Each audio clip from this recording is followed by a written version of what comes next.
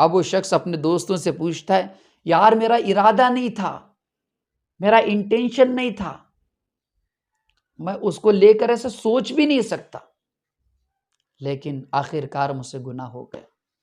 آپ نہیں سمجھ سکتے، شیطان کے داؤ پیچ ہے جو مسلمانوں کے ساتھ، مومنوں کے ساتھ کھیلتا ہے۔ آپ نے اللہ کی ناراضگی مول لی تو اب آپ شیطان کے غلام۔ السلام علیکم ورحمۃ اللہ وبرکاتہ۔ انسان اس کو چالاکی سمجھتا ہے، جبکہ وہ اس کی بے وقوفی ہے کہ وہ اللہ کو ناراض کر کے اپنے معاملات کو حل کر سکتا ہے۔ وہ اپنی جوانی کو داغدار کر کے اپنے لیے نیک صالح بیوی لا سکتا ہے۔ یہ انسان کی سب سے بڑی بے وقوفی ہے۔ اور آج کا میرا بیان خاص نوجوانوں کے لیے ہے کہ کس قدر نوجوان آج گناہوں میں ملوث ہے، زناکاری میں ملوث ہے۔ وہ نامحرموں سے باتیں بھی کرتا ہے، نامحرموں کو چھوتا بھی ہے، ان کے ساتھ اپنے تعلق بنائے ہوئے بھی ہے۔ اب بتاؤ، کیا اس کی نمازیں قبول ہوگی؟ کیا اس کی دعائیں قبول ہوگی؟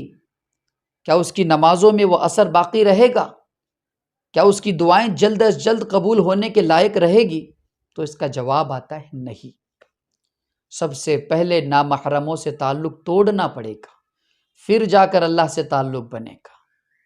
یہ جو ہم نامحرموں کے ساتھ چیٹنگ کرتے رہتے رات بھر، یاد رکھیے یہ ایسا گناہ ہے کہ آپ کو زنا میں ملوث کرے گا۔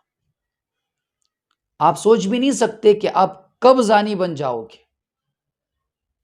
ایک دو دوست کی کہانی آپ کو بتاتا ہوں۔ ایک لڑکا ایک لڑکی آپس میں دوست تھے۔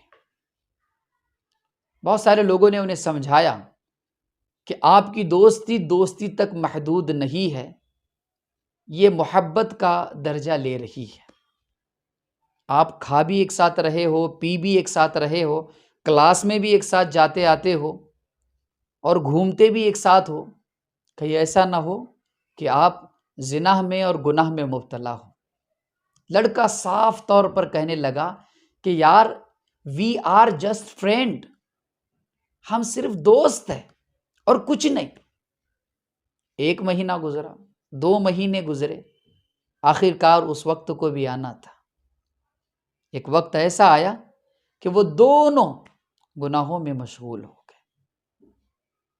اب وہ شخص اپنے دوستوں سے پوچھتا ہے، یار میرا ارادہ نہیں تھا، میرا انٹینشن نہیں تھا، میں اس کو لے کر ایسا سوچ بھی نہیں سکتا، لیکن آخر کار مجھ سے گناہ ہو گیا۔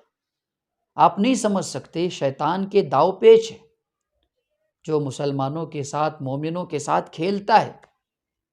آپ نے اللہ کی ناراضگی مول لی تو اب آپ شیطان کے غلام۔ انسان پہ ایک وقت ایسا آتا ہے جب وہ شیطان کا غلام بن جاتا ہے۔ شیطان اس کے دل میں وسوسے نہیں ڈالتا، شیطان اس کو حکم کرتا ہے کہ گناہ کر۔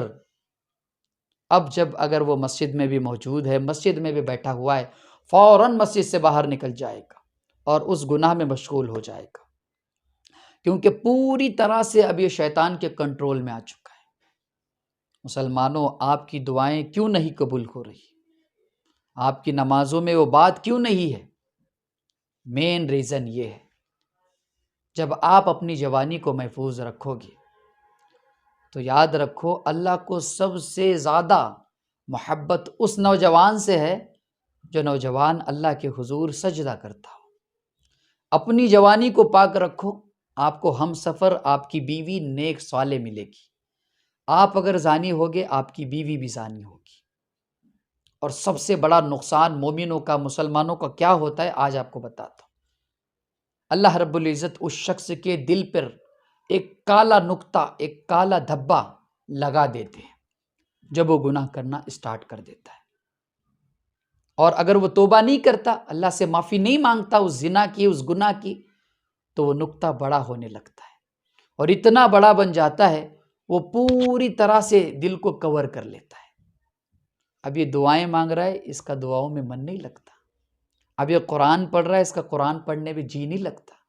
اب یہ نماز پڑھ رہا ہے، نماز میں جلدی مچا رہا ہے، کوے کی طرح سجدے کر رہا ہے۔ یہ کیوں ہوا؟ یہ اس لیے ہوا کیونکہ ہم نے اپنے لیے حرام کام کو چوز کیا۔ حرام کاری سے بچے، اللہ کے عذاب سے بچے، اللہ کا خوف اپنے دلوں میں بٹھا لے کہ کہیں اس کی وجہ سے بڑا عذاب ہم پہ مسلط نہ ہو جائے۔ چند منٹوں کے مزے کے لیے اپنی زندگی کو خراب نہ کریں، چند منٹوں کا مزہ۔ آپ زنا کرو گے، ہاں لڑکی بھی راضی ہے، آپ بھی راضی ہو، زیادہ سے زیادہ 1 گھنٹہ 2 گھنٹہ 3 گھنٹہ آپ اس کے ساتھ خوش رہو گے، اس کے بعد کیا؟ اللہ کو انصاف کرنا ہے، اللہ آپ کے ساتھ انصاف کرے گا، آپ کو ویسی ہی بیوی ملے گی جیسا آپ کا کردار ہوگا۔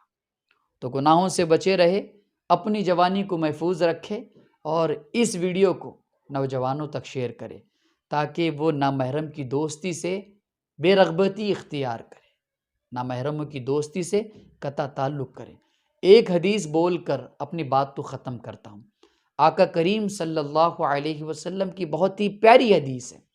حضور نے ارشاد فرمایا کہ اگر کسی نوجوان شخص کے سر میں کیل ٹھوک دی جائے، کیل جو ہم دیواروں میں مارتے ہیں، کیل ٹھوک دی جائے، یہ کیل اس کے سر میں جو ٹھوکی جا رہی ہے، یہ بہتر ہے اس نوجوان شخص کے لیے اگر وہ کسی نامحرم کو چھوتا ہے، بہتر ہے، چھونے سے بہتر ہے۔ آپ سوچ سکتے ہو یہ بات کس انداز میں حضور نے کہی ہوں گی۔ تو اپنی جوانی کی حفاظت کرے اور اللہ سے معافیاں مانگے جو بھی ہم نے غلطیاں کی ہیں، فوراً بے رغبتی اختیار کرے، فوراً اپنا تعلق توڑ دے ان لڑکیوں سے جن سے ہم باتیں کر رہے ہیں، اور اللہ کی طرف رجوع ہو جائے۔ اللہ پاک ہم تمام کی زندگیوں کو بنائے اور ہم تمام کی جوانی کو محفوظ رکھے اور ہمیں سجدے کرنے کی توفیق دے۔ وآخر دعوانا ان الحمد للہ رب العالمین۔